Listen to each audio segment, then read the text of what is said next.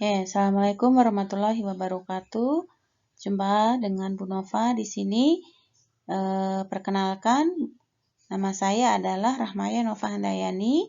Bisa teman-teman panggil dengan sebutan Bu Nova. Untuk ilmu biomedik dasar ini, kita akan berbicara tentang sistem reproduksi, ya. Sistem reproduksi yang akan kita bicarakan adalah reproduksi pada laki-laki dan perempuan beserta fungsi-fungsinya. Kemudian kita akan berbicara spermatogenesis, menstruasi, respons seksual, ya, dan bagaimana fertilisasi. Baik, kita simak untuk lanjut dari slide ini. Nanti akan ada pertanyaan pada akhir slide. Ya, jadi silahkan simak pertanyaannya, kemudian bisa dijawab. Ya, jawabnya di mana? Silahkan Anda jawab melalui forum diskusi, ya, atau bisa Anda kerjakan tugas secara mandiri, ya, untuk mengevaluasi tingkat kepemahaman Anda terhadap apa yang sudah Bu Nova sampaikan, ya. Nah, ini hanya sekedar untuk motivasi untuk kita semuanya, ya. Pada saat dunia mengatakan menyerah, kita harus terus untuk berharap, ya, berusaha dan terus berusaha. Nah, mengapa sih makhluk hidup itu selalu bereproduksi? Tentu saja teman-teman sudah tahu jawabannya, yaitu untuk apa? Ya, betul, untuk berkembang biak. Ya, jadi semua makhluk hidup di dunia ini itu perlu berkembang biak. Nah, reproduksi, ya, yang tadi sudah Bu Nova sampaikan, makhluk hidup bereproduksi dengan tujuan untuk mempertahankan keberadaan jenisnya. Demikian juga untuk manusia, ya, di mana manusia ini memiliki dua jenis kelamin, yaitu laki-laki dan perempuan. Adapun keduanya di sini adalah saling membutuhkan. Nah, yang akan kita pelajari pada fisiologi kali ini adalah kita akan berbicara tentang anatomi organ-organ apa saja yang ada pada laki-laki dan organ apa saja yang ada pada perempuan beserta fungsinya masing-masing. Nah, kemudian kita juga akan berbicara tentang bagaimana kematangan atau maturasi dari seksual itu. Kemudian kita akan juga berbicara tentang pembentukan gamet, kemudian juga akan berbicara tentang fertilisasi, ya, dan kehamilan serta sekilas mengenai laktasi. Nah, perlu teman-teman ketahui di sini adalah bahwa kromosom yang ada di laki-laki itu adalah XY dan kromosom yang ada di perempuan adalah XX, ya. Jadi itulah mengapa kalau XY kromosom, misalnya ibu sedang hamil, kemudian akan ditentukan dengan jenis kelamin laki-laki atau perempuan, itu salah satunya akan dipengaruhi oleh kromosom yang dominan. Nah, pada saat kromosom XY ini yang muncul, ya, atau dominan, maka hormon androgen, teman-teman bisa lihat, ya, yang bagian atas, yang atas yang tengah ada androgen, itu adalah hormon laki-laki, ya, yang lebih dominan hormon laki-laki, yang apabila kromosom XY ini berkembang, maka hormon androgen inilah yang akan dominan. Sehingga apabila hormon androgen, testosteron, ya, terutama itu berkembang, maka di dalam organ calon ya, calon organ reproduksi yang berkembang adalah sistem Wolffian-nya. Ya, apa itu? Nah, sistem Wolffian ini nantilah yang akan menyebabkan perkembangbiakan organ laki-laki muncul. Seperti ada penis, ya, kemudian testis, ya. Itu adalah akibat dari dominannya hormon androgen atau testosteron, ya, akibat dari adanya kromosom XY. Sampai di sini teman-teman paham ya. Jadi akan berlawanan apabila pada saat ibu hamil yang ada di janin adalah yang dominan adalah kromosom XX-nya, ya. Nah, hormon androgen ini dia tidak berkembang lebih jauh.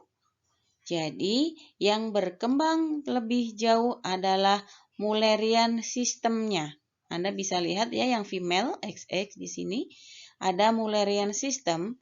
Nah, Mullerian system ini bisa berkembang akibat adanya dominan kromosom XX yang mengakibatkan sehingga muncullah organ-organ reproduksi pada perempuan. Sistem Wolffian-nya dia menyusut, tidak berkembang, ya. Jadi Mullerian-nya yang berkembang contohnya adalah ada tuba fallopi, ada vagina, uterus, ya, kemudian ovarium dan lain sebagainya. Itu bisa berkembang akibat dari stimulasi kromosom XX. Jadi teman-teman sudah bisa paham ya mengapa janin ini laki-laki, janin ini adalah perempuan. Salah satunya adalah yang mempengaruhi adalah kromosom yang ada pada janin tersebut. Nah, ini adalah kalau teman-teman bisa lihat di sini yang abu-abu itu akibat dari lebih berkembangnya sistem Wolffian. Ya. Kalau yang merah, Anda bisa lihat yang merah itu adalah yang berkembang adalah sistem Mullerian akibat dari kromosom XX ya. Nah, sebetulnya organ reproduksi laki-laki dan perempuan itu cikal bakalnya itu adalah bentuknya sama.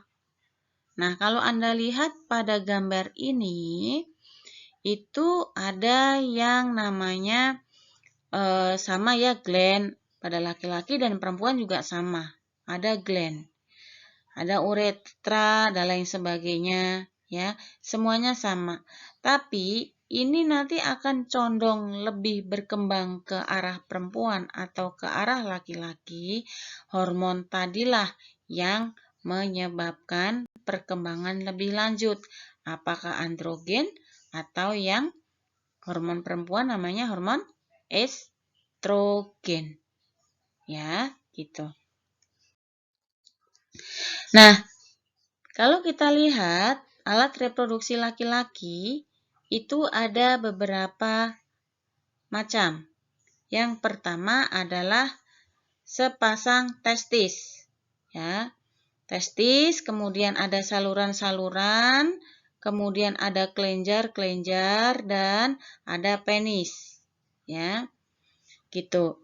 Jadi, alat reproduksi laki-laki itu terdiri atas testis. Testis ini ibaratnya adalah pabriknya.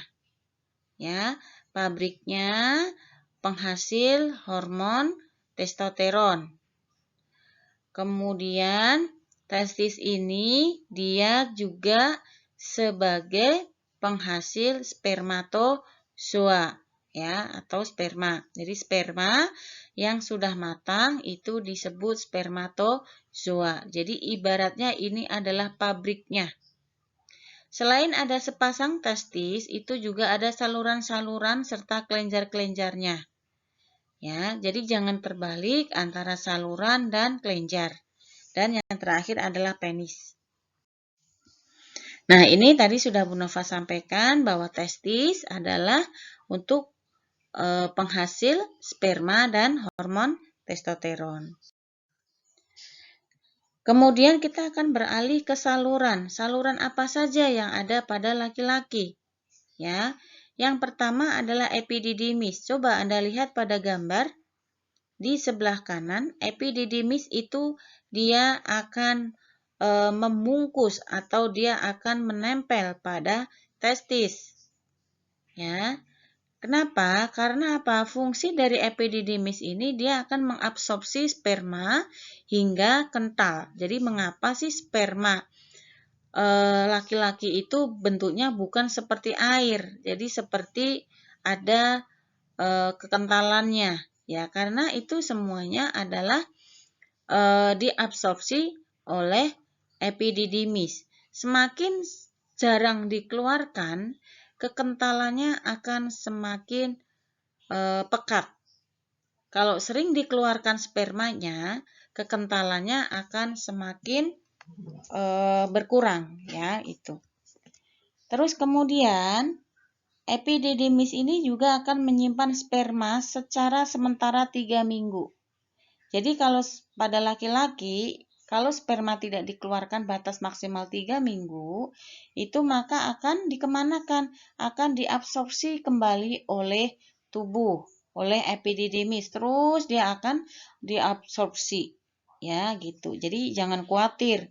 Misalnya Anda menikah di usia 25 misalnya. Jadi selama dari usia sekian sampai usia 25 itu spermanya dikemanain karena nggak dikeluarkan. Jadi itu akan diabsorpsi kembali oleh epididymis, ya, gitu. Kemudian Anda lihat vas deferens. Vas deferens itu dia saluran penghubung. Anda lihat ya, Anda cermati di gambar. Saluran penghubung antara epididymis dengan uretra pada penis.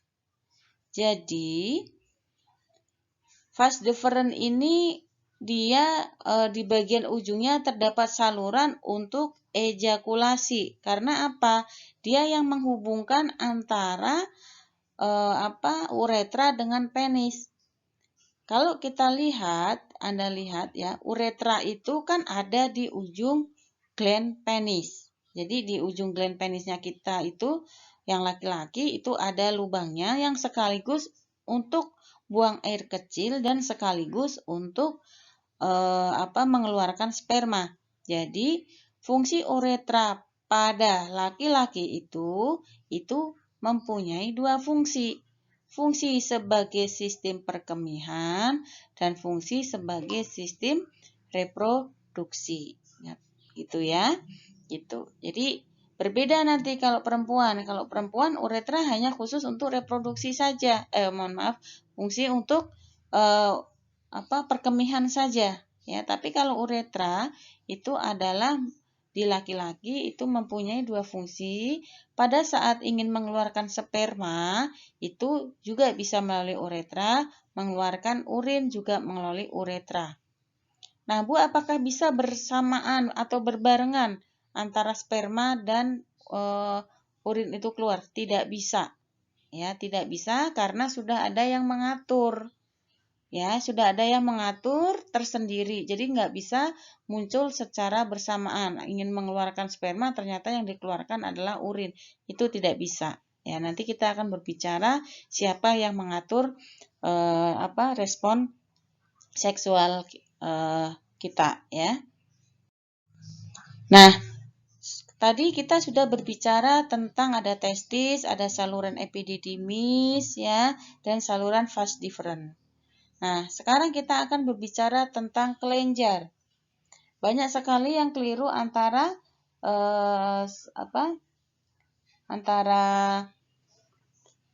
kelenjar dengan saluran. Ya, kelenjar kita lihat adalah contohnya vesica seminalis. Vesica seminalis ini adalah merupakan kantong semen yang dindingnya menghasilkan cairan lendir yang mengandung fruktosa, asam askorbat, dan asam amino sebagai makanan dan pelindung sperma sebelum membuahi ovum. Jadi, kalau Anda lihat ya vas deferens itu ya, vas deferens dia bukan merupakan suatu saluran, tapi dia merupakan suatu kelenjar, ya. Nah, kalau kita cermati, kandungan sperma itu bukan hanya cairan biasa. Jadi dia memiliki cairan seperti berlendir, ya. Makanya dia agak berlendir-lendir gimana gitu ya kalau sperma itu ya. Nah, mungkin yang laki-laki tahu ya. Kalau yang perempuan saya kira mungkin belum tahu, tetapi Anda sekarang sudah akan mempelajari ini, nantinya Anda akan tahu ya bahwa cairan sperma itu dia sedikit berlendir karena dia mengandung fruktosa, asam askorbat, dan asam amino. Fungsinya untuk apa sih zat-zat ini? Sebagai makanan dan pelindung sperma sebelum membuahi ovum. Jadi, kalau kita mau berbicara infertilitas atau kemandulan, itu tidak hanya terjadi pada perempuan saja, terjadi juga pada laki-laki. Ya bisa aja karena kandungan fruktosanya, asam askorbatnya, asam amino, dan lain sebagainya itu kurang sehingga mengakibatkan sperma itu tidak bisa membuahi ovum, ya, yang akan mengakibatkan ovum tidak bisa dibuahi sehingga tidak bisa hamil ya sang perempuannya gitu, sehingga harus hati-hati. Terus kemudian apa bedanya antara semen atau spermatozoa, semen atau mani? Jadi semen dengan sperma itu berbeda sebetulnya ya. Karena semen itu dia lebih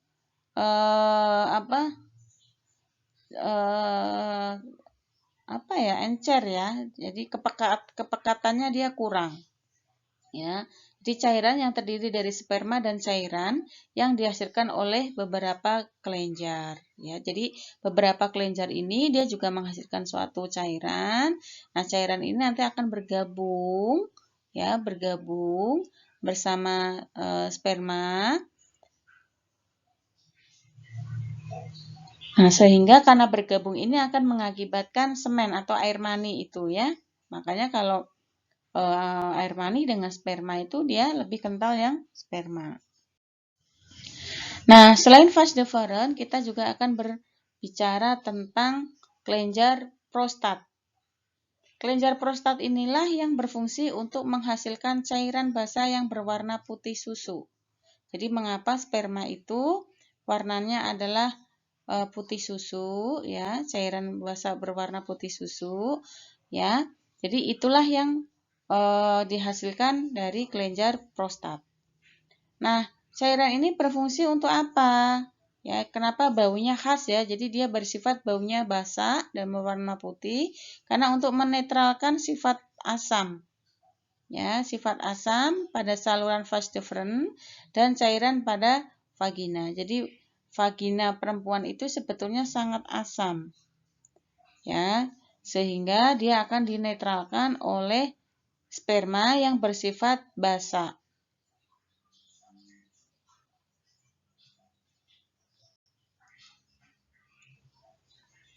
Nah, sehingga itu akan mengakibatkan sperma dapat bergerak dengan aktif, ya, gitu. Terus kemudian, selain vas deferens, selain kelenjar prostat, itu juga ada kelenjar Koperi. Ya, kelenjar Koperi itu adalah penghasil cairan pelicin. Ya, jadi kalau misalnya mohon maaf laki-laki terangsang itu akan menghasilkan cairan pelicin yang dari kelenjar Koperi. Anda bisa lihat ya, Koperi gland itu sangat kecil sekali di situ ya. Nah, itu adalah akan menghasilkan cairan pelicin. Nah, saluran atau alat reproduksi yang terakhir pada laki-laki adalah penis ya. Ini kita semuanya sudah tahu ya, untuk memasukkan sperma ke dalam tubuh wanita ya. Ini adalah bentuk dari kromosom ya. Jadi ada kepalanya itu terdiri dari apa, kemudian badannya dan ekornya ya, semuanya memiliki bentuk. Jadi bentuknya yang normalnya adalah seperti ini. Nanti akan ada beberapa contoh bentuk-bentuk yang tidak normal. Jadi ada yang memiliki kepala 2, ekor 2, bentuknya tidak simetris dan lain sebagainya. Ini adalah bentuk normalnya.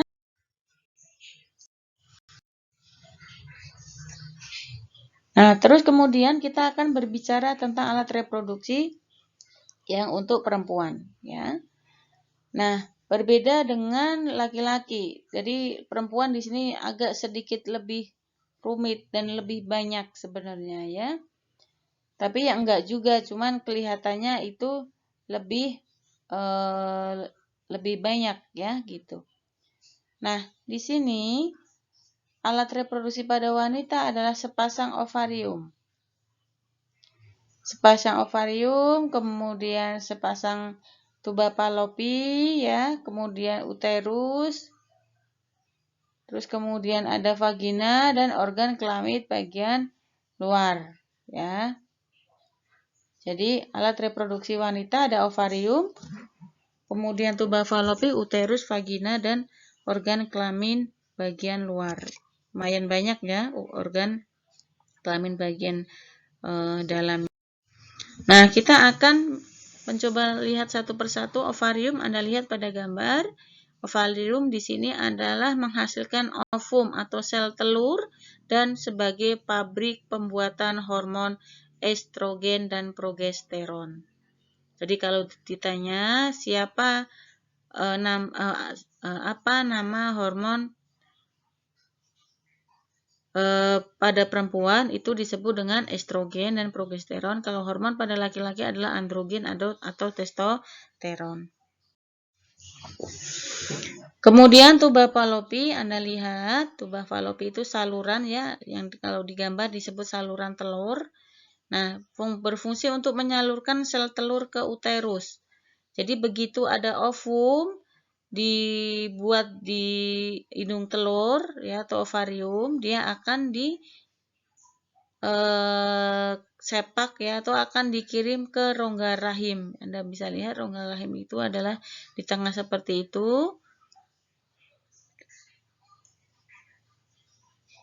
Jadi tuba Fallopi ini mempunyai saluran sel telur ke uterus ya dengan gerakan peristaltik yang dibantu oleh gerakan silia pada dindingnya. Jadi dia seperti ada rambut-rambutnya, nanti dia akan membawa ovum itu ke dinding rahim atau uterus. Nah, ini kalau Anda lihat animasinya ya, ovarium dia akan melewati saluran telur, kemudian dia akan bernidasi atau dia akan nempel di dinding rahim ya, gitu. Kemudian yang berikutnya adalah uterus ya, uterus. Uterus itu tempat berkembangnya embrio ya atau rahim. Itu bisa mencapai 500 kali. Jadi tidak heran kalau ada ibu-ibu yang mempunyai anak bayi melahirkan 11. Ya, itu karena dia bisa mengembang 500 kali. Kemudian vagina, ya, di sini ada tempat penis pada saat kopulasi dan sebagai jalan keluar bayi pada proses kelahiran. Tuh, saya kira tidak ada masalah dengan vagina ya. Nah, itu tadi adalah organ bagian dalam perempuan. Sekarang kita akan berbicara organ perempuan di bagian luar. Ada mons pubis ya. Itu adalah bertempatnya rambut-rambut ya, rambut-rambut seksual di alat kelamin. Kemudian ada labia mayora, ada labia minora ya. Minora itu yang kecil, mayora itu yang besar. Nanti ada gambarnya ya. Ada perineum. Perineum itu adalah seperti bukit ya, di bukit dia di mohon maaf, bukan bukit. Jadi perineum itu dari vagina, lubang vagina ke anus. Kalau yang bukit itu tadi adalah di mons pubisnya, ya. kemudian klitoris, ya, kemudian kelenjar Bartolini. Jadi kelenjar Bartolini ini adalah yang menghasilkan cairan lubrikasi ya, atau cairan pelicin. Jadi kalau misalnya seorang perempuan misalnya terangsang, mohon maaf, itu dia akan muncul keluar cairan pelicin itu dari kelenjar Bartolini ya.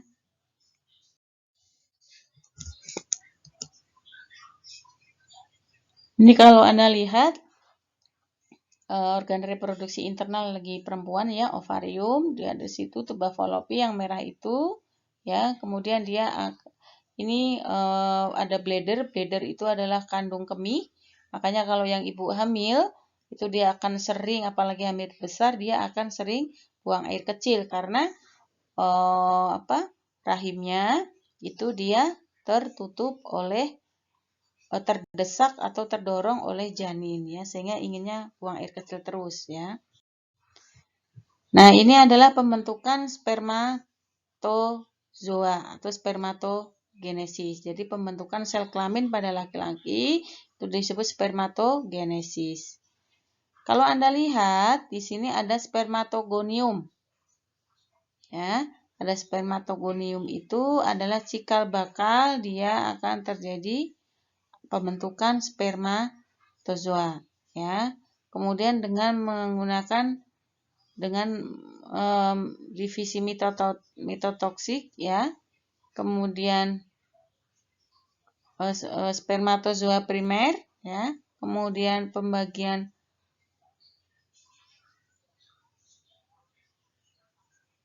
Nah, ini sampai nanti akan membelah ya menjadi sel sperma yang sudah siap. Ini adalah pembentukan spermatogenesis. Dari spermatogonium akan berkembang menjadi mitotoksik ya.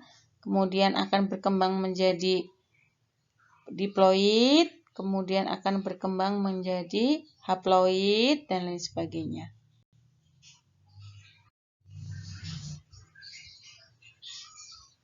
Nah, terus kemudian ini adalah sebetulnya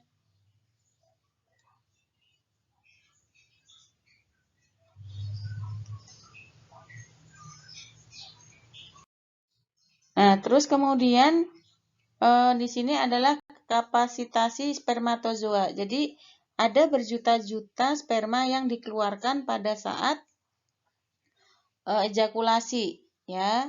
Nah, mengapa sih hanya satu sperma yang masuk ke dalam oosit?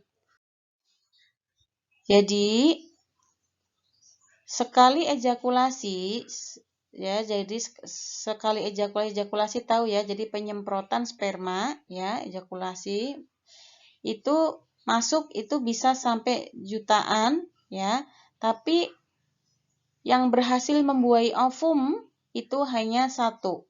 Kenapa? Alasannya adalah sebagai berikut. Yang pertama,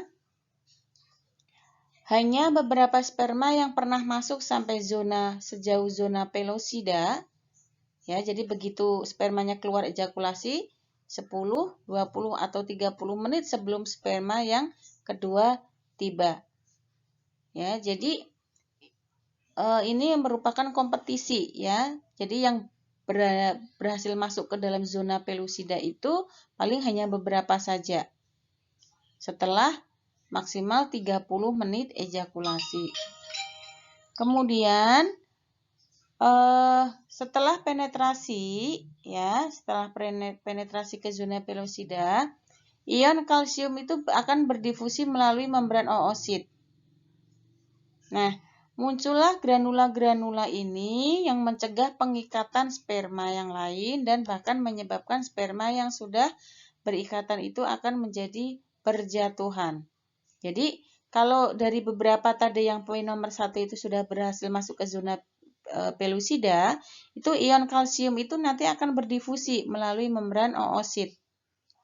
Nah, ini akan muncul granula-granula. Nah, granula-granula inilah yang nanti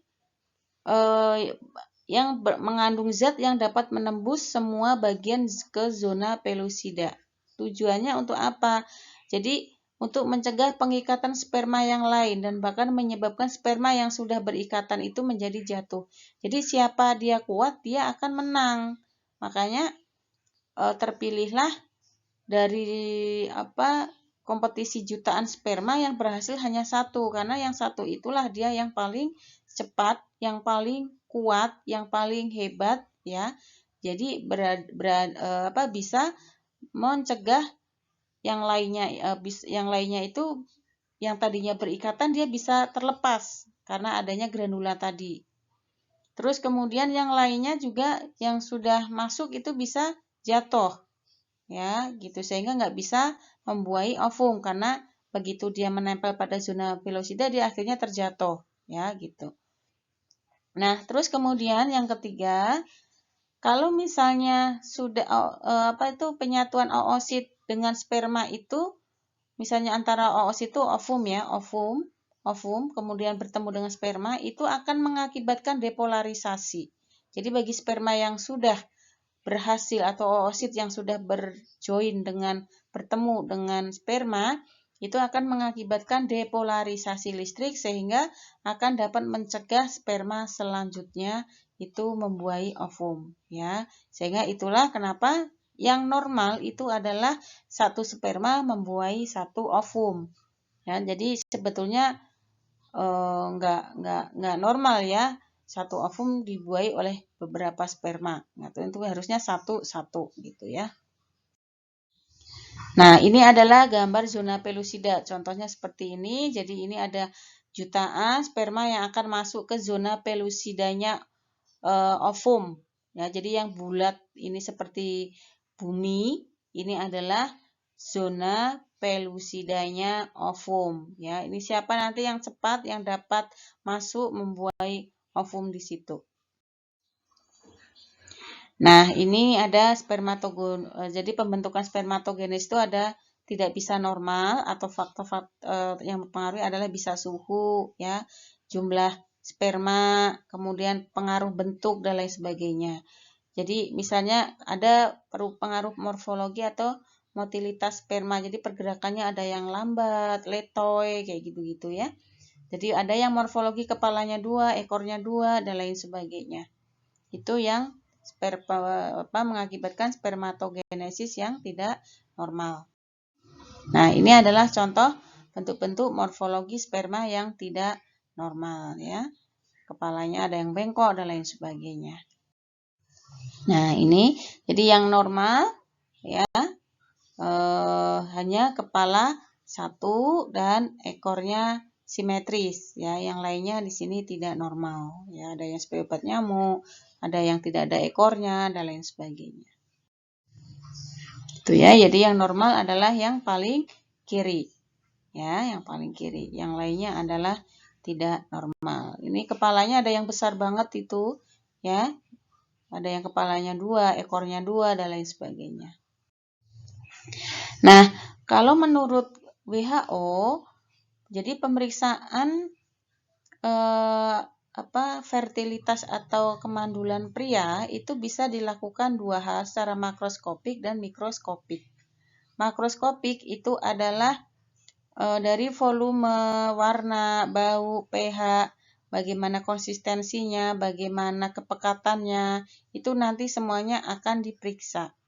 Volumenya itu harus berapa, warnanya harus putih, bau atau tidak, pH-nya harus berapa, bagaimana konsistensinya, bagaimana keencerannya, dan lain sebagainya, itu harus sesuai dengan guideline. Kemudian dari segi mikroskopik itu juga bisa jadi konsentrasi, ya, dari konsentrasinya, kemudian pergerakannya ya, motilitasnya, bentuknya dan kekuatan vitalitasnya atau stamina dari sperma itu sendiri ya. Nah, apabila di sini tidak muncul beberapa ini, maka bisa dikatakan bahwa laki-laki itu infertil atau mandul. Nah, ini adalah parameternya, volumenya harusnya berapa? Antara 1,5 sampai 5 cc ya. Kemudian konsentrasi spermanya harusnya lebih dari 20 juta per cc. Jadi kalau setiap cc dikeluarkan itu harus mengandung lebih dari 20 juta sperma. Nah, gerakannya harusnya bagaimana? Harus lebih dari 50% gerakannya harus cepat. Ya, tidak boleh lambat sperma itu. Kemudian bentuk spermanya harus lebih dari 30% itu bentuknya normal. Kalau 50% saja bentuk 50% 50 misalnya yang bentuknya normal hanya 10 atau 20% itu sudah dikatakan tidak normal. Kemudian untuk leukositnya itu ada atau tidak? Ya, itu ya. Jadi kalau leukosit itu adalah harusnya, leukosit itu sel darah putih ya, harusnya setiap cc itu kurang dari 1 juta. Jadi kalau dia banyak mengandung lebih dari 1 juta dalam setiap cc-nya, dia akan banyak ada infeksi berarti ya. Jadi itu adalah parameter dari WHO. Jadi harusnya diperlukan 2. Ya, 2 itu harus memenuhi parameter tersebut. Ya, gitu. Ini lewat saja ya. Ini lewat saja. Nah, ini adalah tahapan aksi seksual atau respon seksual ya. Respon seksual itu pada laki-laki ada yang fase pertama disebut fase excitement. Fase excitement ini adalah penisnya masih flaccid ya. Flaccid itu belum tegang. Jadi dia masih semi ereksi. Jadi dia kalau misalnya terangsang, misalnya mohon maaf ya, dia akan semi dulu ya. Terus nanti dia akan skrotumnya dia akan menebal ya sampai dengan dia nanti full ereksi ya gitu.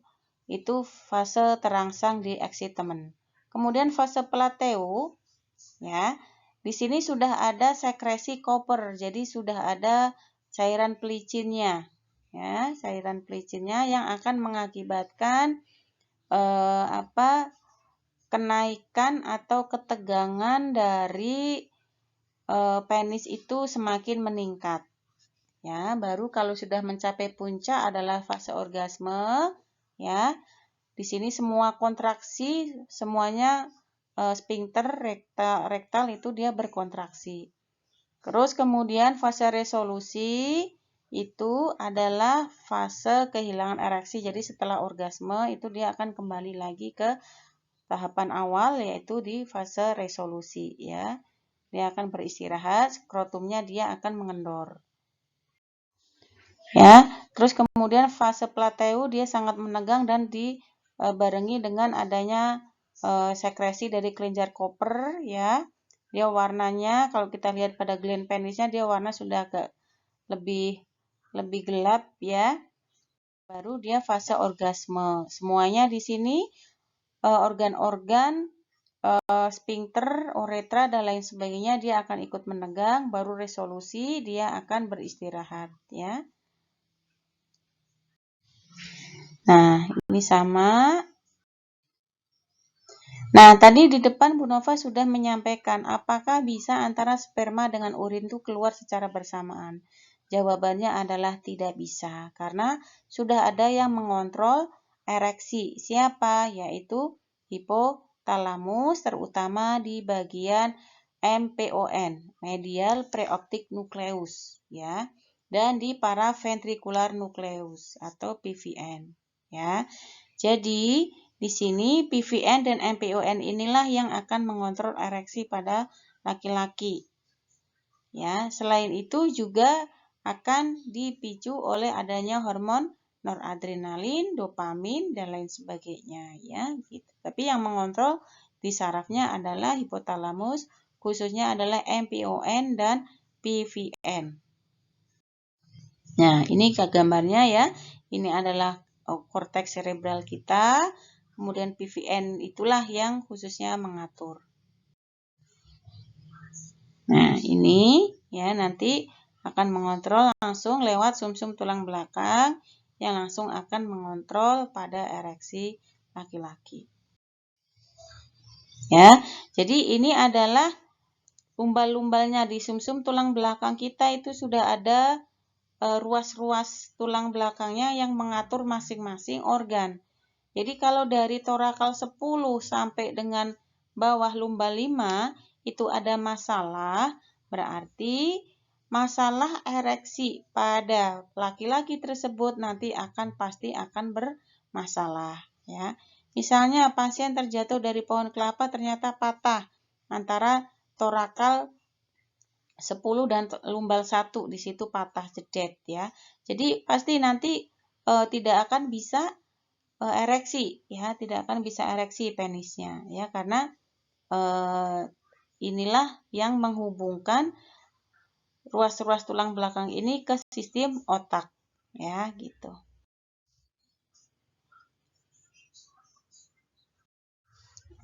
Nah, ini contoh gambar pada saat jadi kalau kita dari usia 20 sampai dengan 40 dia masih ini ya, masih maksudnya maksimalnya di usia 40, tapi 40 ke atas itu sudah menurun, ya, sudah menurun.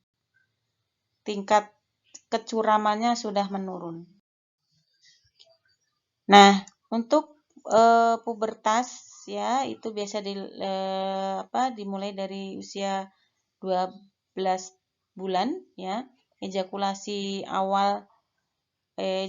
pertama pada laki-laki itu 12 bulan atau 1 tahun setelah dia masa pubertas, ya.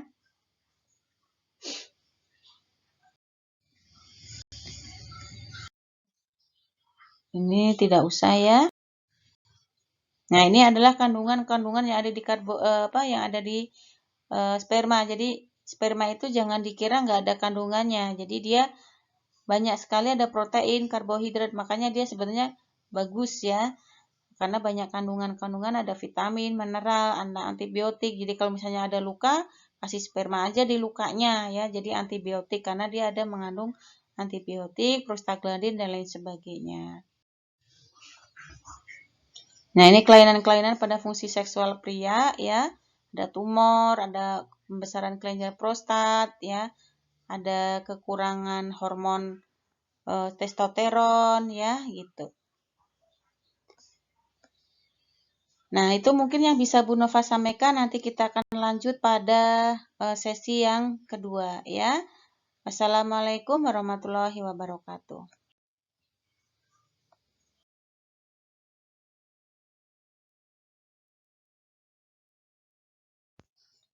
Baik, ya, kita akan lanjutkan setelah beristirahat sejenak.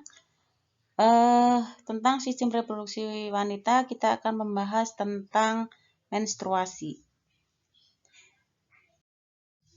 Jadi, ini adalah tahapan kematangan seksual pada perempuan, ya. Dari usia 11 tahun dia akan mulai muncul rambut pubis, kemudian sedikit pembesaran payudara sudah mulai, ya, di usia 11-12 sudah ada namanya breast budding, ya. Kemudian sudah muncul rambut di ketiak, ya. Kemudian mens pertama atau menarche itu di usia 12 sampai 13 tahun sampai dengan dia nanti akan menstruasi secara teratur itu di usia 13 tahun ke atas dan barangkali ada yang mengalami nyeri menstruasi. Tapi ini rata-rata usia, ya. Jadi tidak harus rata-rata usia di usia ini. Jadi tergantung dari anaknya juga, bagaimana nutrisinya, tingkat stresnya, dan lain sebagainya.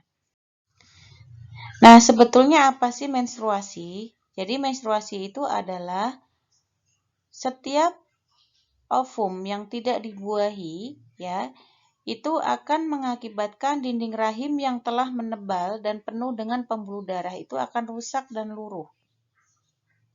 Ya, jadi bersama-sama dengan ovum, jaringan tersebut dikeluarkan melalui vagina dalam proses menstruasi.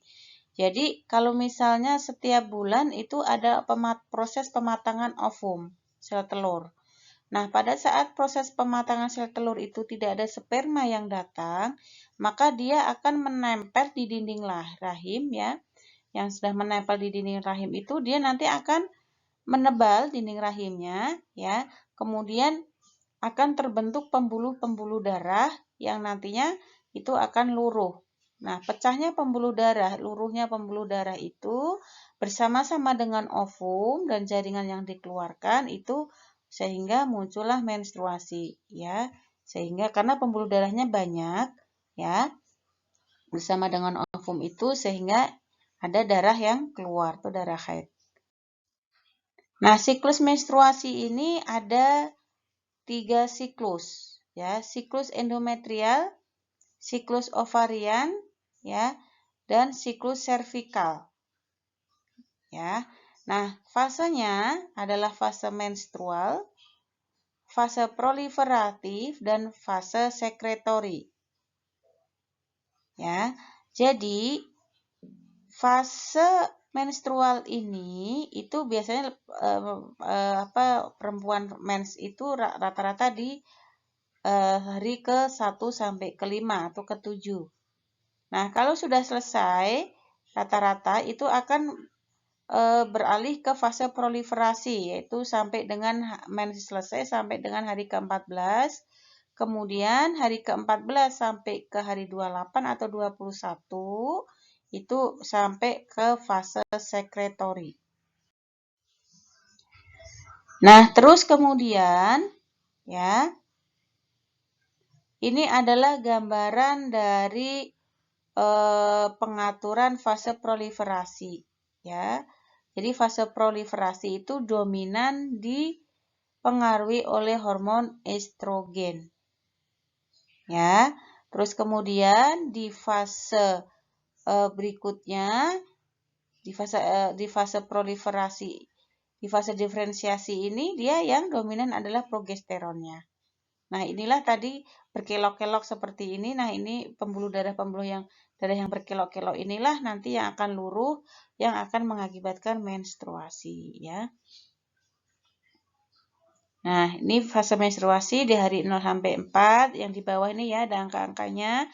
Fase 14 sampai 21 ini fase proliferasi dan sekresi, ya, dan nanti akan sampai lagi di fase sekretori, ya. Ini semakin menebal luruh lagi di fase menstruasi terus gitu.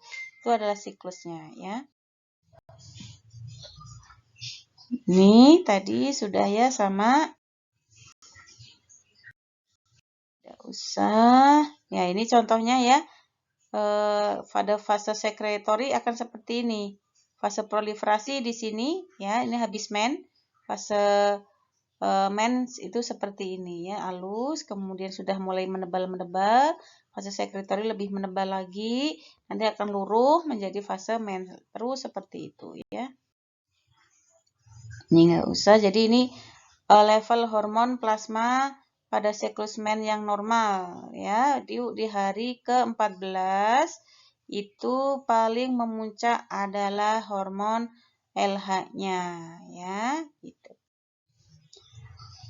Hormon LH itu hormon luteinizing hormon, ya, dia memicu terjadinya proses ovulasi. Nah, kalau kita lihat di sini proses menstruasi selesai, itu akan ada ovulasi atau masa subur, ya, di sini, ya, hari ke-7 sampai 14 setelah menstruasi, itulah yang disebut dengan masa subur. Kalau pengen punya anak di masa itu ya melakukan hubungan suami istri ya, yang tentunya sudah menikah, itu di fase ovulasi itu ya, hari ke-7 sampai hari ke-14 setelah menstruasi dan sebelum menstruasi. Nah, ini adalah perubahan cairan mukus pada siklus menstruasi. Jadi kalau paling subur, kalau kita perempuan itu kan kita suka ada keluar cairan berlendir ya, yang bisa kita tarik sampai dengan panjang banget, itu berarti Anda sedang masa subur-suburnya. Itu bisa menjadi acuan kesuburan seorang perempuan. Jadi kalau semakin pendek berarti tidak bisa ditarik, semakin pendek ya, itu berarti sedang tidak masa subur. Kalau masa subur itu cairannya itu ya bisa kita tarik sampai dengan 20 cm. Ya, itu berarti sedang kita menunjukkan pada masa subur. Gitu ya. Kemudian ini adalah hormon yang berhubungan dengan perempuan. Saya kira estrogen dan progesteron saya kira sama ya, ini nggak usah. Nah, ini adalah sekarang kita akan berbicara ovulasi. Apa itu ovulasi? Ya, proses keluarnya ovum dari ovarium. Jadi, ovum yang sudah dihasilkan atau sel telur yang sudah dihasilkan di ovarium itu akan bergerak ke rahim, ya. Bersamaan dengan proses ini, dinding rahim akan menjadi tebal. Jadi kalau sudah ada ovum yang matang, itu uterusnya itu secara otomatis akan menebal. Menebal ya. Kemudian seperti spons ya, penuh dengan pembuluh darah siap untuk menerima zigot. Jadi dia akan ovum yang sudah matang itu akan nempel di dinding rahim. Kalau ada sperma yang masuk berarti akan dibuahi. Kalau tidak ada yang masuk berarti dia nanti akan luruh yang akan menjadi proses menstruasi. Ya, gitu. Nah, ini Anda lihat ya, ada pergerakan animasi ovarium bergerak dari ovum bergerak dari ovarium ke tuba fallopi, dia akan ke dinding rahim atau uterus yang dia akan bernidasi nempel. Nah, di dinding rahim gitu ya. Nanti tinggal menunggu ada sperma yang datang atau tidak gitu ya. Nah, ini fase seksual fase seksual ya. Sama ya dengan laki-laki ada fase excitement, ada fase plateu, fase orgasme dan resolusi sama ya. Nah, ini kalau kita lihat ini adalah fase pada saat tidak terangsang anarois. Kemudian fase excitement ya. Klitorisnya dia sudah mulai terangsang, dia akan terbuka labia minoranya. Anda lihat ya labia minora. Ya, labia minora, kemudian labia mayoranya itu yang besar, yang di luar besar. Ya, dia akan sedikit terbuka ya, akan sedikit terbuka. Kemudian fase plateu, ya fase plateu dia sudah mulai keluar cairan pelicinnya, ya. Terus kemudian fase orgasme, ini semuanya klitoris, semuanya adalah yang sebagai labia mayor, semua berkontraksi, baru fase resolusi, ya. Kembali ke bentuk awal. Sama ya antara laki-laki dengan perempuan.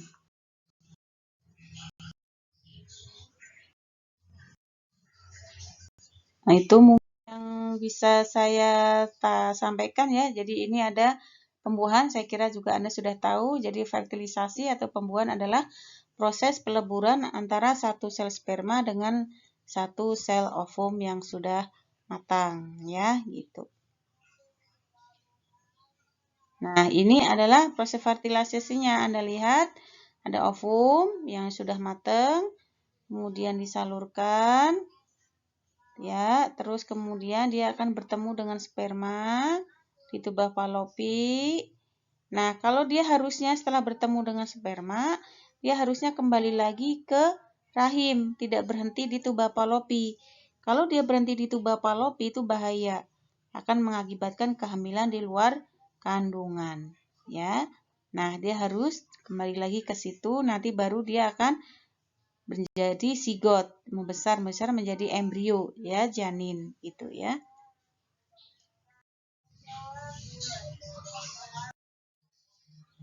Itu mungkin yang bisa Bu Nova sampaikan. Silahkan Anda kerjakan pertanyaan dari saya. Jadi pertanyaan dari saya adalah yang pertama, sebutkan alat reproduksi laki-laki dan perempuan dan fungsinya. Ya. Yang kedua, apa perbedaan uretra laki-laki dan perempuan.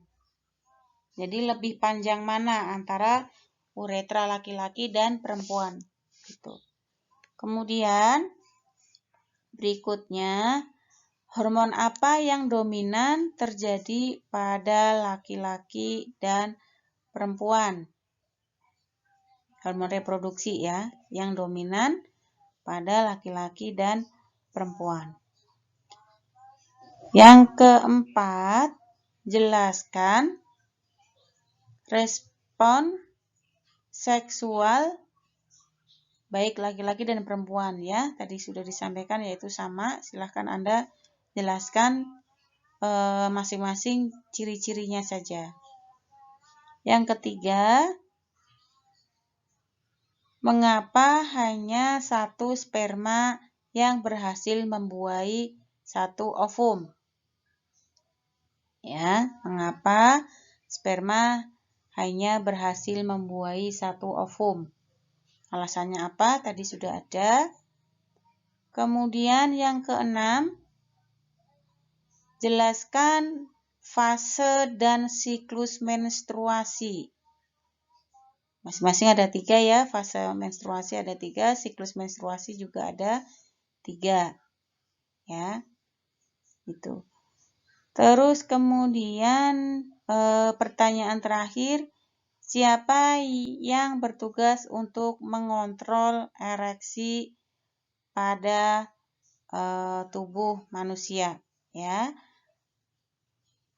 tadi sudah dijelaskan siapa yang mengontrol ereksi. Jadi mungkin itu yang bisa Bu Nova sampaikan. Silahkan kalau ada yang mau didiskusikan, bisa melalui forum atau langsung chat Bu Nova pada nomor yang sudah ada di RPP. Saya akhiri, wassalamualaikum warahmatullahi wabarakatuh.